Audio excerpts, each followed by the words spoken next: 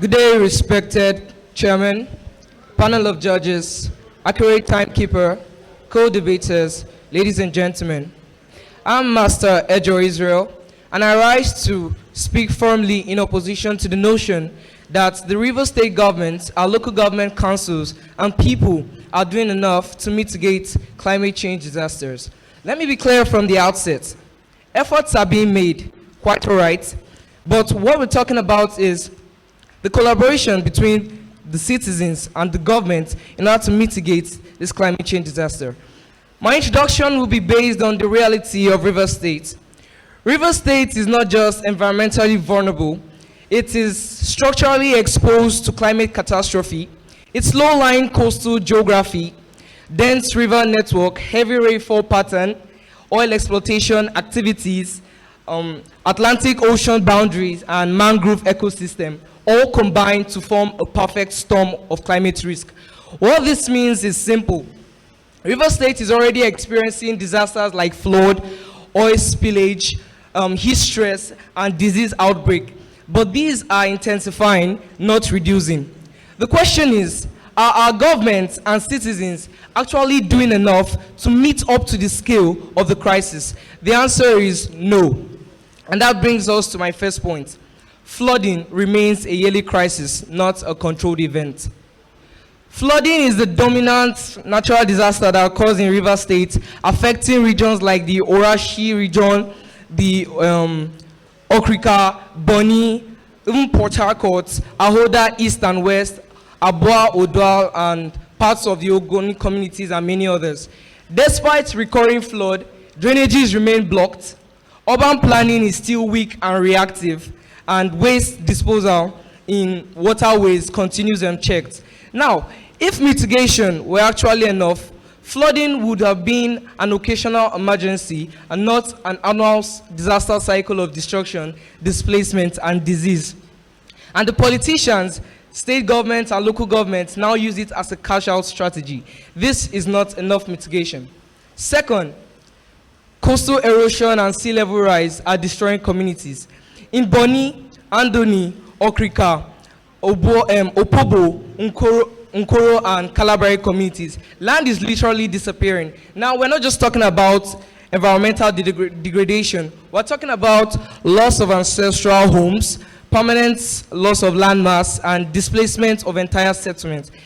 Yet, large-scale coastal defense infrastructure like the seawalls, sustainable shoreline protection systems, and mangrove buffers are still inadequate and fragmented.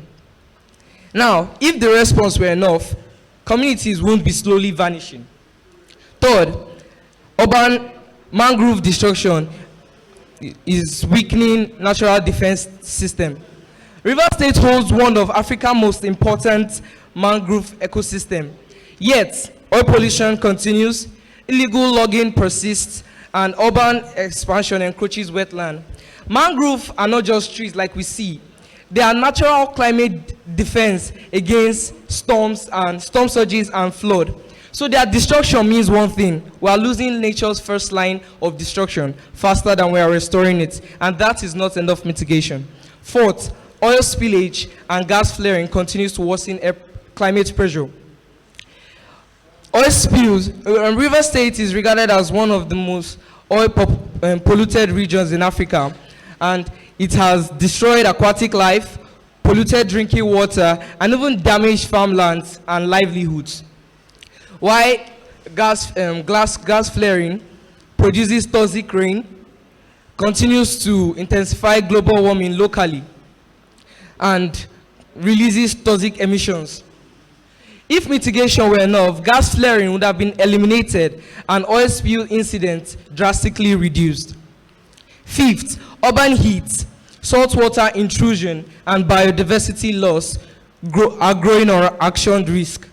Heat wave in Port Harcourt are caused by concrete urban expansion, deforestation, and gas flaring. Saltwater in riverine communities is entering fresh water, affecting drinking water and agriculture. Meanwhile, biodiversity loss is accelerating and is causing ecosystems to destabilize. It's causing farmlands to to lose their actual value and all that. So why did I say current mitigation efforts are not enough? Even if the governments and citizens are not inactive, three gaps remains: the scale gap, the consistency gap, and the enforcement gap. The scale gap defines that actions that are made do not match the magnitude of the crisis. Consistency gap explains that actions done are periodic, not continuous. Why the enforcement gap explains that if environmental laws enforced to mitigate climate crisis are weakly enforced. So until these three gaps are closed, we can't honestly claim adequacy. In conclusion, ladies and gentlemen, climate change in Rivers State is not a future possibility, it is a present reality. Flood, oil spillage, heat stress, and disease outbreaks are shaping lives and livelihoods. So, in conclusion, the measurable... Okay, thank you. Thank you.